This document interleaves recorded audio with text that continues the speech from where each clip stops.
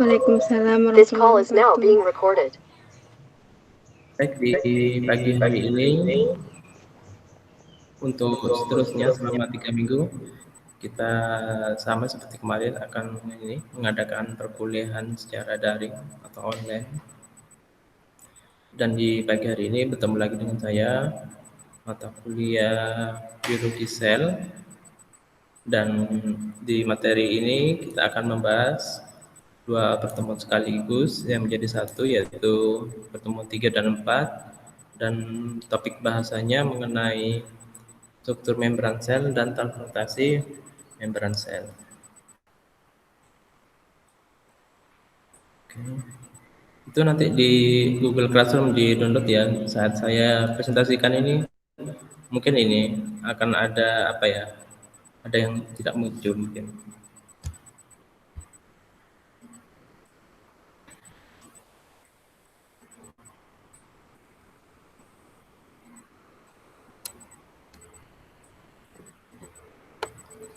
Oke, membran sel. Ini yang akan dibahas ini ada dua hal ya, seperti yang saya jelaskan. Ada struktur membran sel, kemudian transportasi zat melewati membran sel.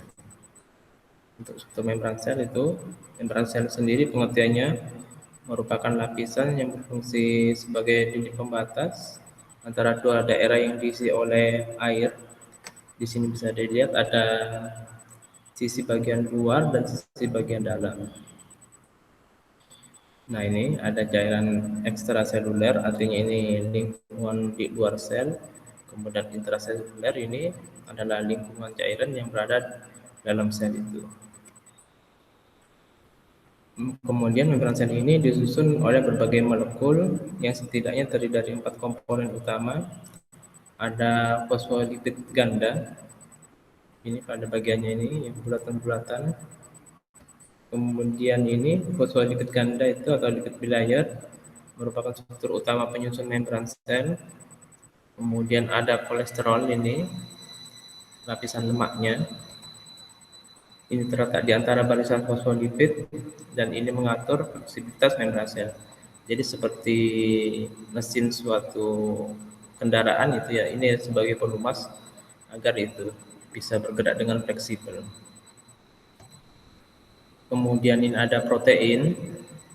Di sini ada dua macam protein di sini, ada yang melekat pada membran selnya ini secara permanen ataupun ini secara sementara bisa terlepas. Nah, ini. Kemudian itu protein yang menempel ini itu secara permanen disebut protein integral dan yang bisa terlepas itu disebut protein periferal. Kemudian protein membran ini memiliki berbagai fungsi, yaitu sarana transportasi zat sebagai reseptor atau penerima rangsang, enzim, serta tanda pengenalan sel. Kemudian di sini juga di membran sel itu ada rantai karbohidrat. Itu bila menempel pada lipid, pada bagian ininya, fosfolipidnya, itu disebut glikolipid. Sedangkan yang menempel pada protein ini, baik protein integral atau periferal, itu disebut glikoprotein. Kemudian membran sel ini tidak hanya melapisi permukaan sel saja, tapi juga melapisi berbagai organel di dalam sel. Contohnya ini ada mitokondria, nukleus, RE, dan badan Golgi. Sekarang transportasi zat melewati membran. Setiap zat selalu terjadi lalu lintas zat untuk masuk dan keluar sel.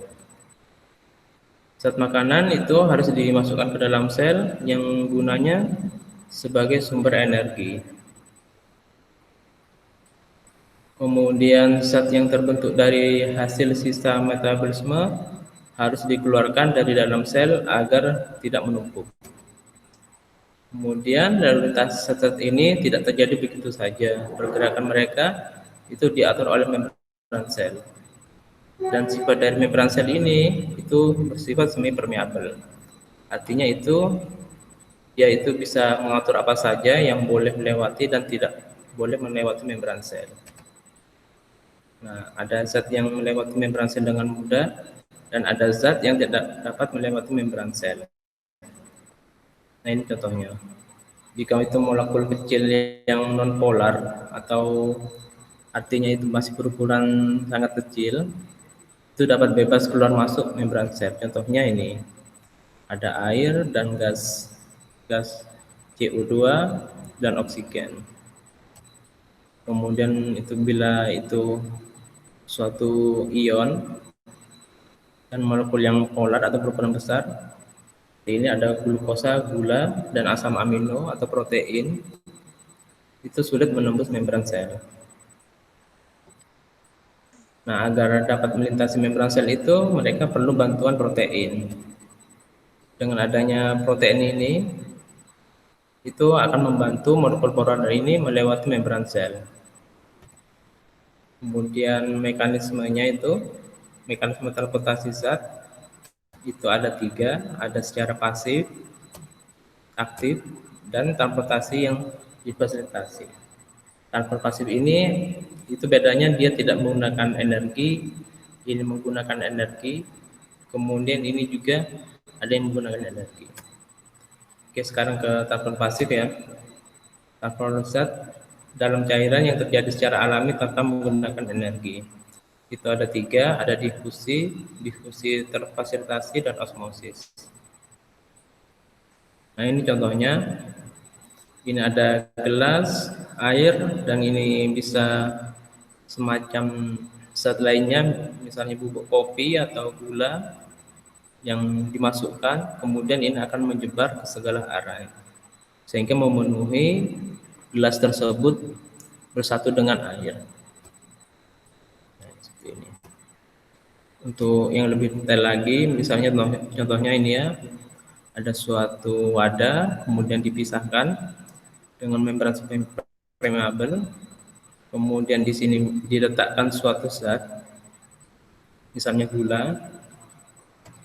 Nah, zat ini akan menyebar dan bergerak gitu, dari daerah yang konsentrasinya tinggi ke daerah yang konsentrasinya rendah. Nah, perbedaan konsentrasi dua area ini disebut gradien konsentrasi. Dan ini bergerak secara alami, yaitu suatu zat akan bergerak searah dengan gradien konsentrasi hingga tersebar merata. Nah, itu akan mencapai suatu keadaan yang seimbang yang disebut equilibrium dinamis. Hal inilah yang disebut difusi. Jadi difusi itu perpindahan suatu zat dari konsentrasi yang tinggi ke konsentrasi yang rendah, bergerak secara teratur atau searah dengan gradien konsentrasinya. Nah, ini difusi pergerakan zat segala arah hingga tersebar merata pada seluruh area yang ada. Difusi ini itu terjadi secara alami atau searah dengan gradien konsentrasi, sehingga prosesnya tidak membutuhkan energi.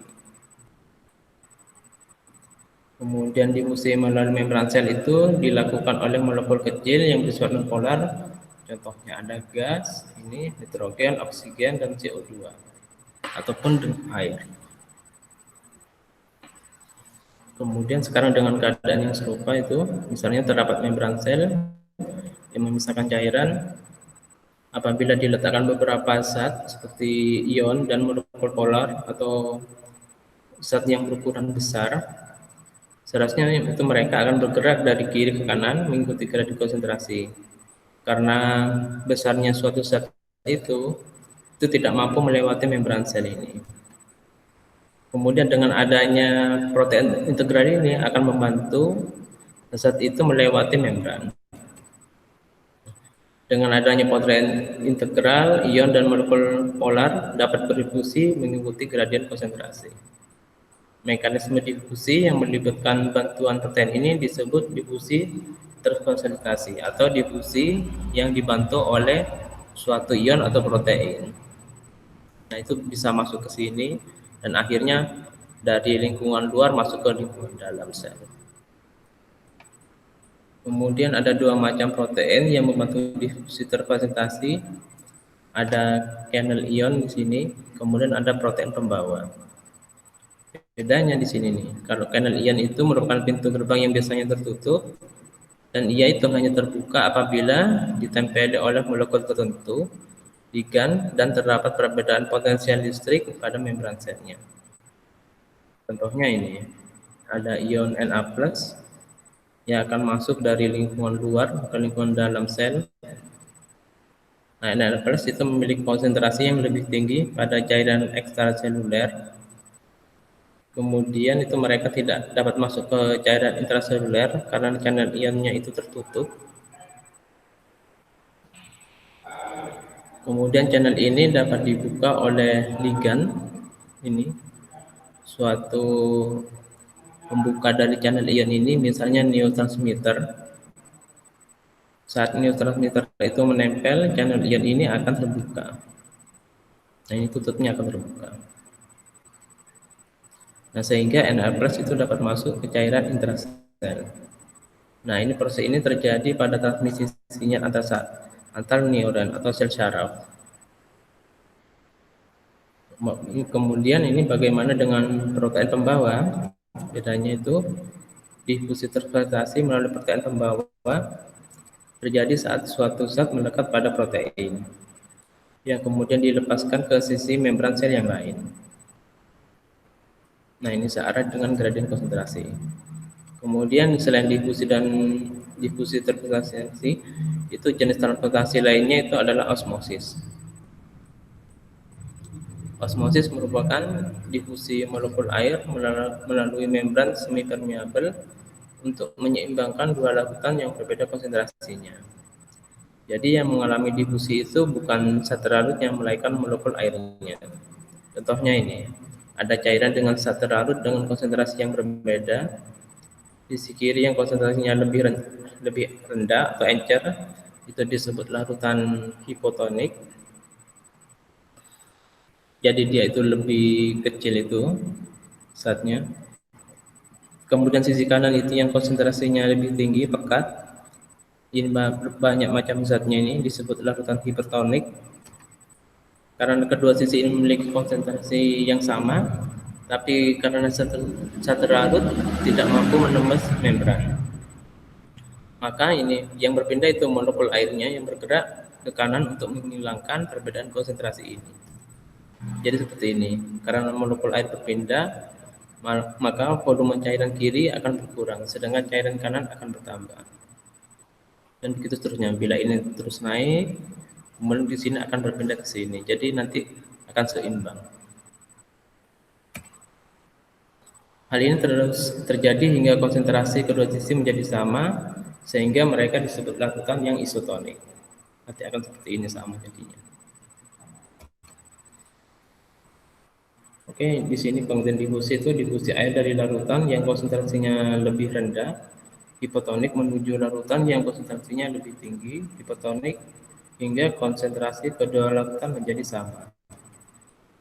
Nah, ini contohnya, misalnya pada sel darah ya, ini saat kondisi isotonik itu antara air yang masuk dan keluar itu sama. Jadi keadaan sel darah ini akan normal bila kondisinya itu isotonik, artinya itu antara air yang masuk dan keluar itu tetap sama seperti ini. Tapi saat dia hipotonik atau kelebihan air, ini sel darahnya itu yang bentuknya pipi akan menggembung. Kemudian saat larutan yang hipertonik, misalnya diletakkan pada cairan yang mengandung garam, sehingga ini akan listis atau pecah sel darahnya, sehingga larutan air yang ada dalam sel darah itu akan keluar. Jadi itu kenapa manusia tidak bisa minum air laut yang mengandung garam, karena itu menyebabkan sel darah akan menjadi pecah seperti ini.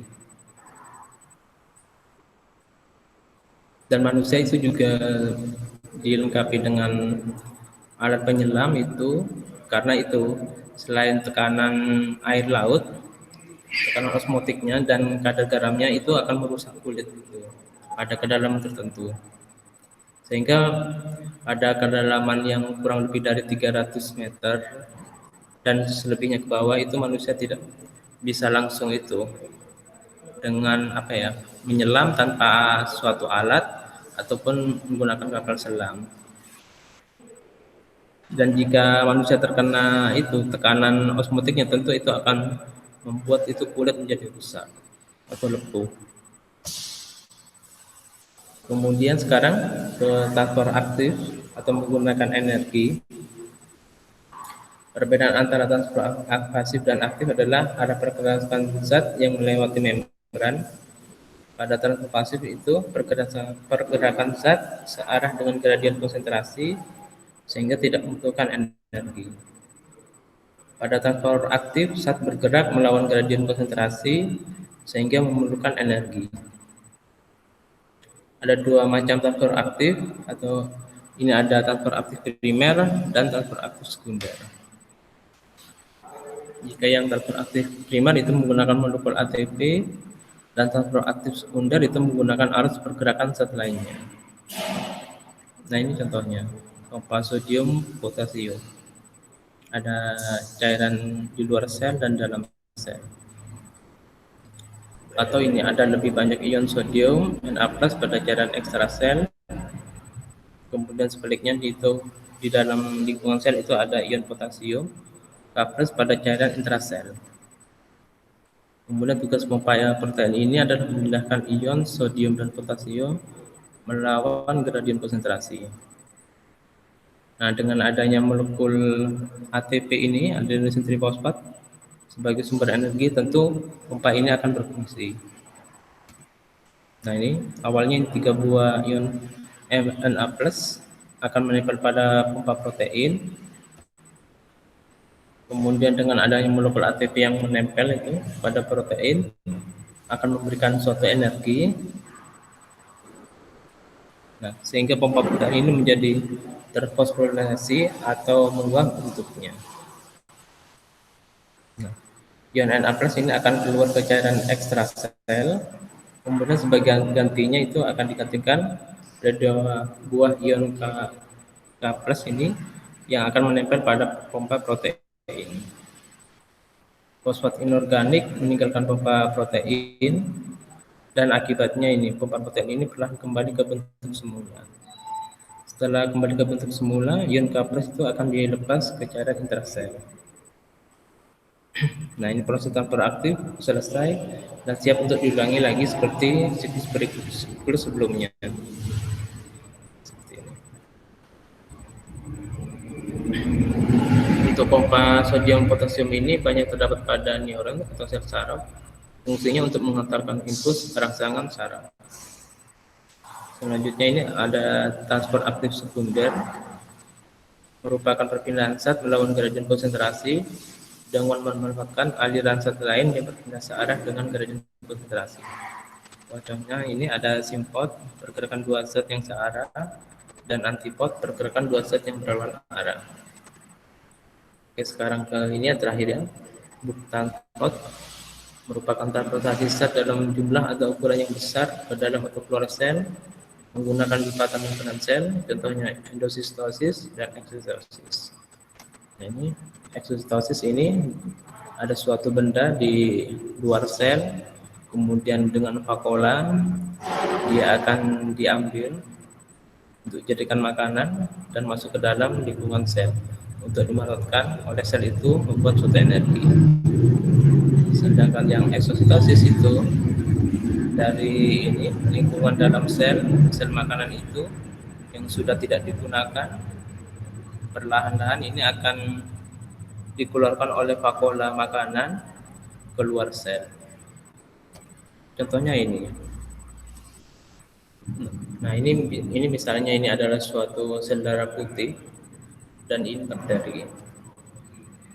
Nah, leukosit ini akan mengenali suatu bakteri yang menyebabkan penyakit pada manusia untuk dimakan, kemudian untuk dihancurkan. Nah, setelah dihancurkan akan dikembalikan lagi ke luar tubuh.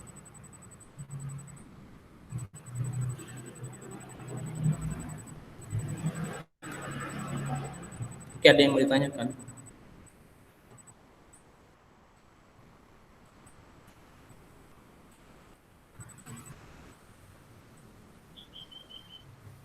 Pak. Sebentar saya screenshot dulu. Foto aja dah. Ini Kak Ivan nanya tapi di mute. Ini Iya, sebentar dulu ya, saya foto dulu.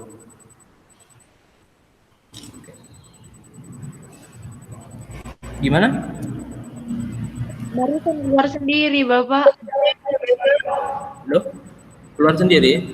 Iya, barusan keluar sendiri, nggak bisa masuk tuh. Tak coba lagi baru bisa, Pak. Oh gitu. Iya, tidak apa-apa dah. Nanti penjelasannya nanti saya ini masuk ke link YouTube nanti. Saya sertakan juga seperti biasanya itu. Iya, Bapak. Ini Nurul anu ya, tidak ikut kuliah. Yang Nurul. Kurang tahu ya, Bapak. Tapi di chat barusan belum balasan. Hmm, iya. Iya mungkin apa ya? Mungkin lebih nyaman ini secara luring. Tapi kita ikuti aturan. Mungkin Iya, sampai ada vaksinasi itu. Ini Bang, dari materinya mungkin ada yang mau ditanyakan mungkin. belum ada, Bapak. Ya, Ipon tadi mau tanya apa tadi? Oh, enggak, Bapak. Mau nanya itu mengenai absen, Bapak. Apa? Mengenai absen. Oh, absen. Kalau absen ini ya, nanti saat perkuliahan secara luring lagi nanti kalian isi. Kan ini ada rekam jejaknya. Jadi siapa yang hadir di Google Meet, nanti itu akan ini menjadi catatan bagi dosen untuk dicatat siapa yang hadir. Nanti baru nanti setelah perkuliahan luring nanti ini akan disesuaikan absennya siapa yang hadir di itu pertemuan daringnya. Iya, Bapak.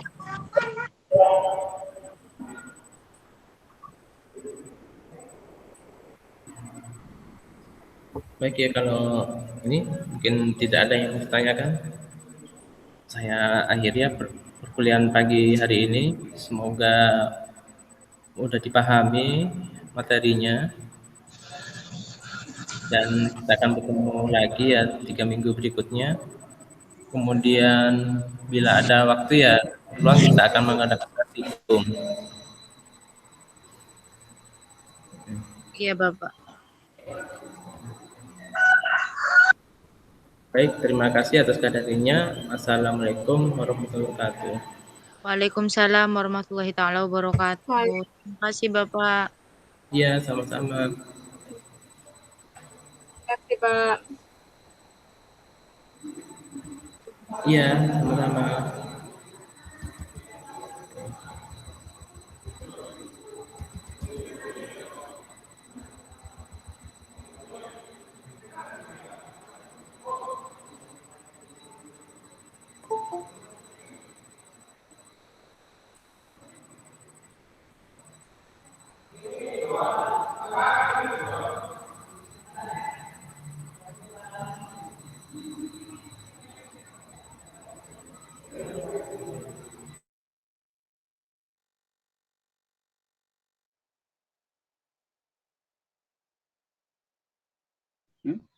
Mbak Mif.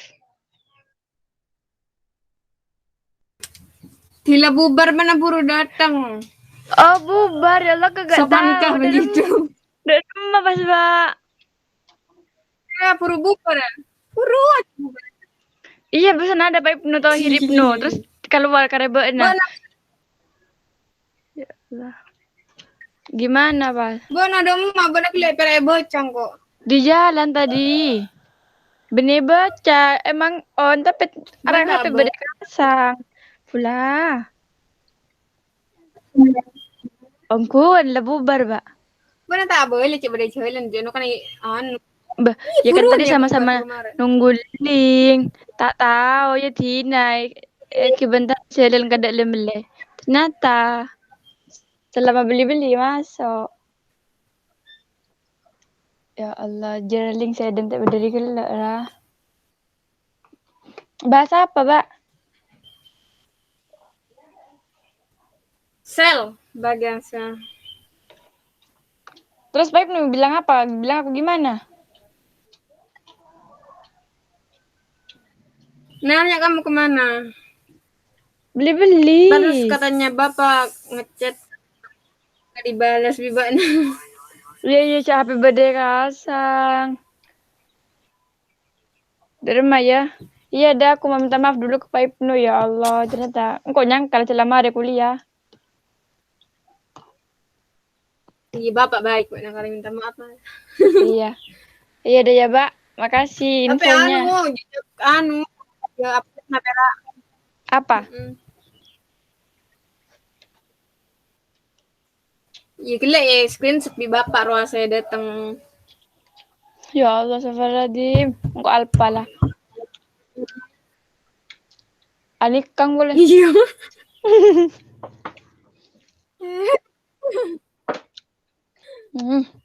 Dasar itu. Iya, iya.